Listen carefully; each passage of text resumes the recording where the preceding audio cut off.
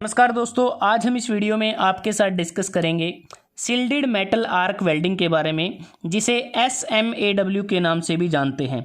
यह एक ऐसी वेल्डिंग प्रोसेस है जो इलेक्ट्रिक आर्क वेल्डिंग का एक टाइप है और नॉन प्रेशर वेल्डिंग है, जिसमें हम एडिशनल फिलर मेटल का भी प्रयोग करते हैं। और एक ऐसी आर्क वेल्डिंग प्रोसेस जिसके बारे में एक साधारण व्यक्ति, एक लेमैन पर्सन अच्छी तरह से वाकिफ़ है, इसलिए इस वेल्डिंग को रोड साइड वेल्डिंग प्रोसेस के नाम से भी जाना जाता है। अगर हम बात करें शुरुआत में, जब 1880 के दशक में इस वेल्डिंग की इन्वेंशन हुई, तब बेयर इलेक्ट्रोड्स का प्रयोग किया जाता था। बेयर इलेक्ट्रोड मतलब कि उस पर फ्लक्स की कोटिंग नहीं होती थी, लेकिन धीरे धीरे डेवलपमेंट होने के बाद बेयर इलेक्ट्रोड को रिप्लेस करके कोटेड इलेक्ट्रोड का इस्तेमाल किया जाने लगा। कोटेड इलेक्ट्रोड मतलब कि बेयर इलेक्ट्रोड के ऊपर कवरिंग की जाती है और उस कवरिंग को फ्लक्स कहते हैं। तो तकरीबन 1907 में कोटेड इलेक्ट्रोड का इस्तेमाल किया जाने लगा। तो अब बात करते हैं कि शिल्डेड मेटल आर्क वेल्डिंग को और किस किस नाम से जाना जाता है। इस वेल्डिंग के दूसरे नाम हैं stick electrode welding, coated electrode welding, manual metal arc welding. और इस वेल्डिंग को करने के लिए हमें किस किस इक्विपमेंट की ज़रूरत होती है। सबसे पहले अगर हम बात करें, पावर सोर्स की हमें ज़रूरत होती है, और इसमें पावर सोर्स हम AC और DC दोनों का इस्तेमाल कर सकते हैं। मतलब कि अल्टरनेटिंग करंट और डायरेक्ट करंट पावर सप्लाई का इस्तेमाल किया जाता है। उसके बाद इसमें DC welding power source, welding transformer, rectified DC welding power source.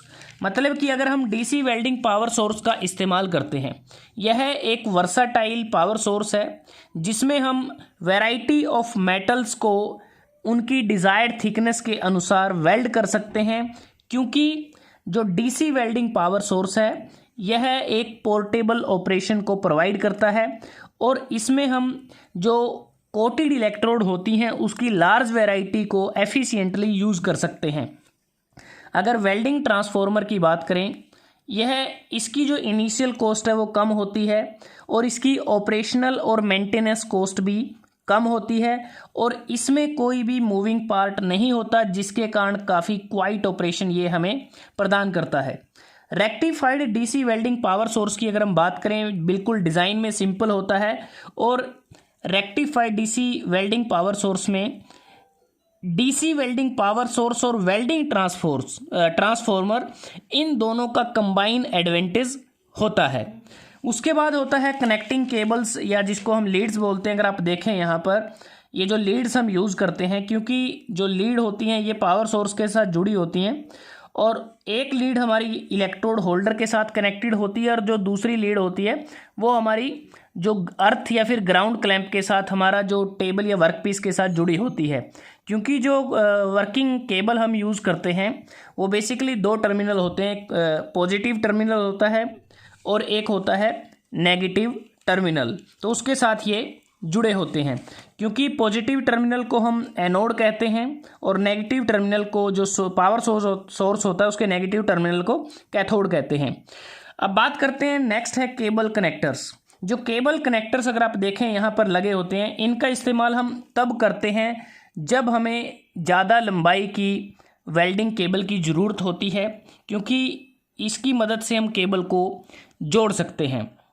और जो कनेक्टिंग जो केबल होती हैं, जो हमने अभी बात की थी, वो बेसिकली करंट को कैरी करती हैं वेल्डिंग सर्किट को कंप्लीट करने के लिए, और वो कॉपर या फिर एल्युमिनियम वायर की बनी होती हैं। और जो वेल्डिंग केबल होती हैं, इनका जो वायर का डायमीटर होता है तकरीबन 0.2 mm होता है, और उसमें जो नंबर ऑफ़ वायर होती हैं वो 800 से 2050, मतलब कि 2500 तक हो सकती हैं। वो डिपेंड करेंगी कि हमारी करंट कैरिंग कैपेसिटी कितनी है। और जो एल्युमिनियम की वायर अगर हम यूज़ करते हैं, वो कॉपर केबल्स के मुकाबले लाइट होती हैं, और एल्युमिनियम जो वायर होती हैं उनका जो वेट होता है कॉपर केबल्स के मुकाबले 1/3 होता है। लेकिन एल्युमिनियम वायर की जो करंट कैरिंग कैपेसिटी है वो कॉपर केबल्स के मुकाबले, अगर हम बात करें, 60% होती है, मतलब कि उससे कम होती है। उसके बाद आता है हमारा जो केबल कनेक्टर्स की हमने बात की है, केबल कनेक्टर जैसे बात की कि ये लेंथ को बढ़ाने के लिए, जो कनेक्टिंग केबल है उसकी लेंथ को बढ़ाने के लिए इसका इस्तेमाल किया जाता है, और ये हमारा डिज़ायर्ड करंट को हम कैरी कर पाएँ और हमारा कोई वोल्टेज ड्रॉप ना हो, इसलिए हम यूज़ करते हैं। और कई बार केबल कनेक्टर के अलावा हम सोल्डरिंग या फिर ब्रेजिंग का भी इस्तेमाल कर सकते हैं, वेल्डिंग का भी इस्तेमाल किया जाता है, और ज़्यादातर तो मैकेनिकल कनेक्टर का इस्तेमाल करते हैं, ज़्यादातर मैकेनिकल कनेक्टर ही यूज किए जाते हैं। उसके बाद है ग्राउंड क्लैंप। ग्राउंड क्लैंप अगर हम बात करें, इसका काम होता है कि एक जो टर्मिनल होता है, जो जैसे पॉजिटिव या फिर नेगेटिव टर्मिनल है, वो ग्राउंड क्लैंप के साथ जुड़ा होता है, और एक प्रकार से ये सी क्लैंप होता है, जिसका काम होता है कि वर्क टेबल के साथ इसको टाइटली फिट किया जाता है ताकि जब हम वेल्ड करें स्पार्किंग को अवॉइड कर सकें। और एक प्रकार से हैवी सेक्शन होता है और ये ओवर हीटिंग को भी अवॉइड करता है। उसके बाद है electrode holder. Electrode holder mainly अगर हम बात करें, स्पेसिफाई किया जाता है हमारी जो करंट कैपेसिटी है उसके आधार पे, क्योंकि इसकी जो करंट कैरिंग जो रेंज होती है इलेक्ट्रोड होल्डर की, वो 150 से 500 एम्पियर के बीच में होती है। और इलेक्ट्रोड होल्डर का काम होता है इलेक्ट्रोड को होल्ड करना। जो कोटेड इलेक्ट्रोड हम यूज़ करते हैं उसको होल्ड करने के लिए इलेक्ट्रोड होल्डर का इस्तेमाल किया जाता है। उसके बाद आता है इलेक्ट्रोड, बड़ा इम्पोर्टेंट इसका कंपोनेंट और इक्विपमेंट है इस वेल्डिंग का।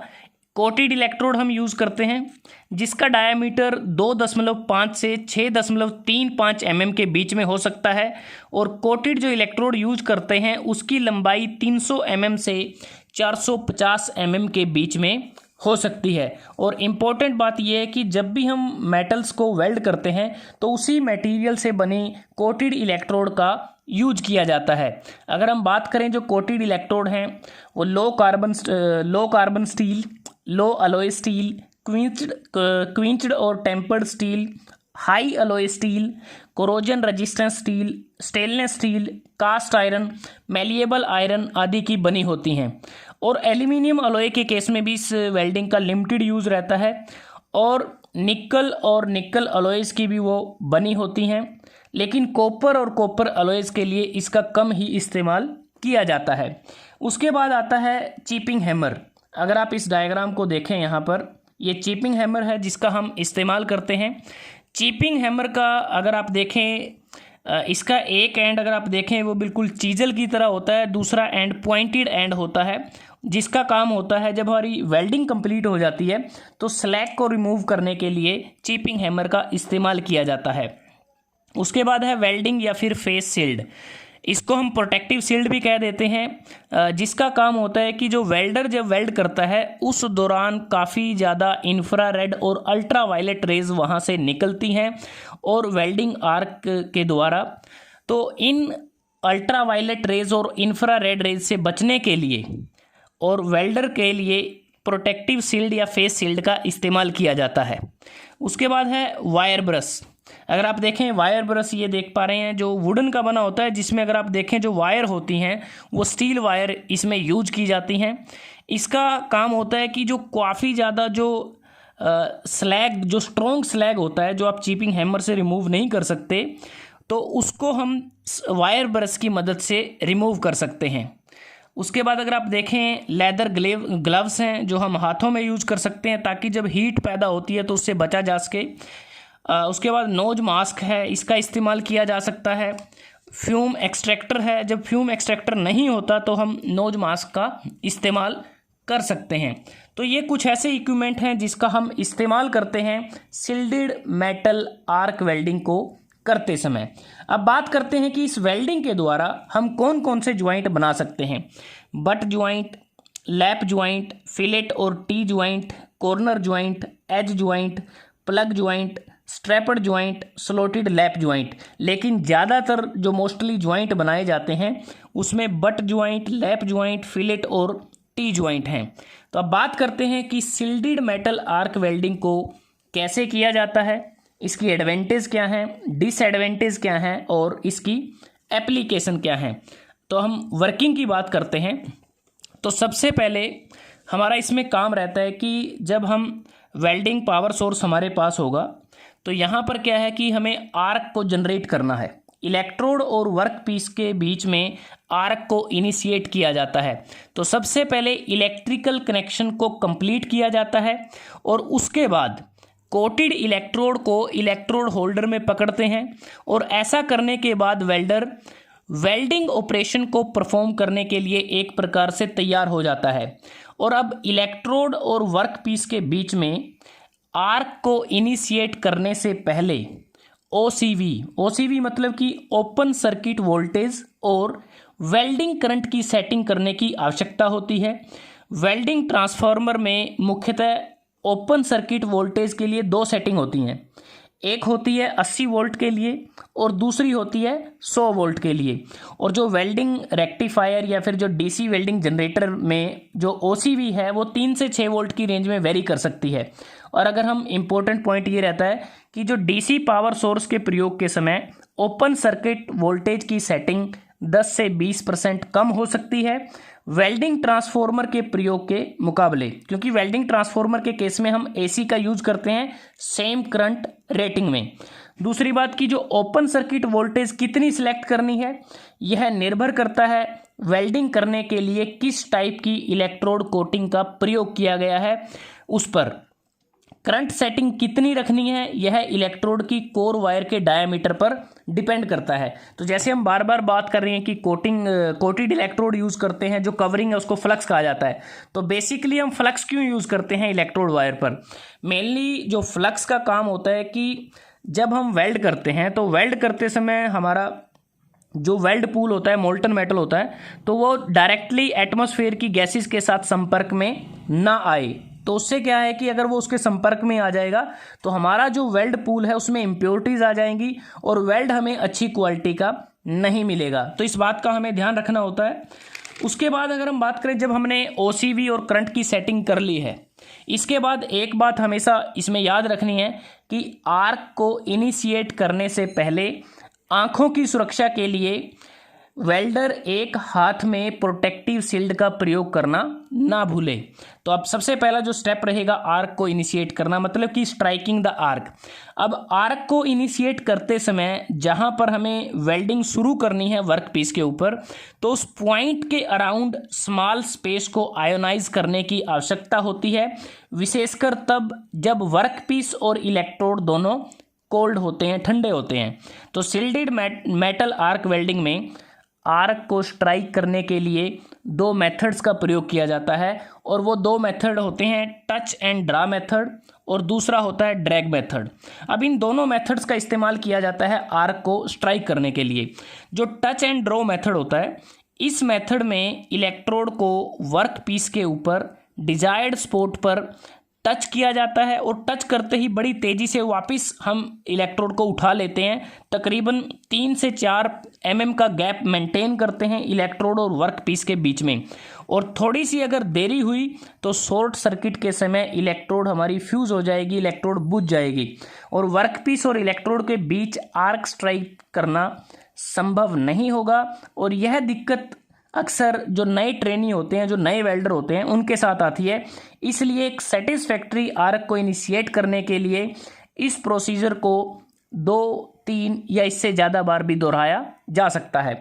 और जो दूसरा मेथड है जिसे हम ड्रैग मेथड कहते हैं, इस मेथड में आर्क को इनिशिएट करने के लिए इलेक्ट्रोड को वर्क पीस के अगेंस्ट रिक्वायर्ड स्पॉट पर, अगर हम बात करें, रब किया जाता है, जिससे स्पॉट के अराउंड स्मॉल वॉल्यूम की स्पेस को आयोनाइज करने में मदद मिलती है।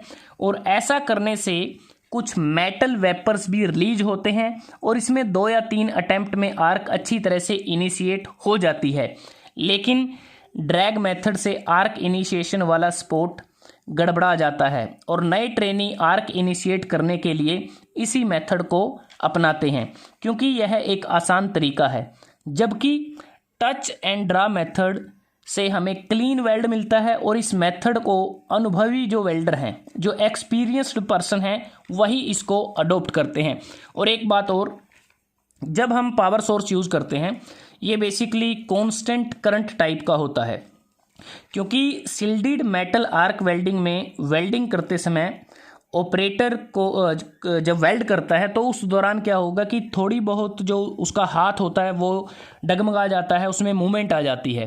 तो वेल्डिंग करते समय हल्की सी मूवमेंट आ जाने से भी आर्क लेंथ में बदलाव आ जाता है, जिसके परिणाम स्वरूप इलेक्ट्रोड के मेल्टिंग रेट पर असर पड़ता है और वेल्ड बीड की कंसिस्टेंसी भी अफेक्ट होती है। इसलिए constant current type welding power source ही उपयुक्त रहता है, जिससे इलेक्ट्रोड के मेल्टिंग रेट की फ्लक्चुएशन की प्रॉब्लम को दूर करने में मदद मिलती है।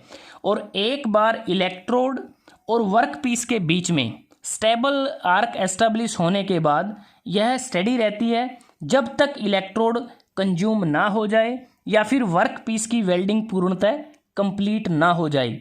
और इसके अलावा जब आर्क बुझ जाती है, कुछ अन्य कारण हो सकते हैं, जैसे इंटरप्शन हो सकता है मेन सप्लाई में, या फिर लार्ज गैप आ सकता है जिसके कारण हमारा ज़्यादा पोटेंशियल डिफरेंस होगा, या जब एयर गैप इलेक्ट्रोड और वर्क के पीस के बीच में ज़्यादा हो जाए तो उस केस में भी ऐसी स्थिति होगी कि हमारी जो आर्क इनिशिएट हुई थी वो बुझ सकती है।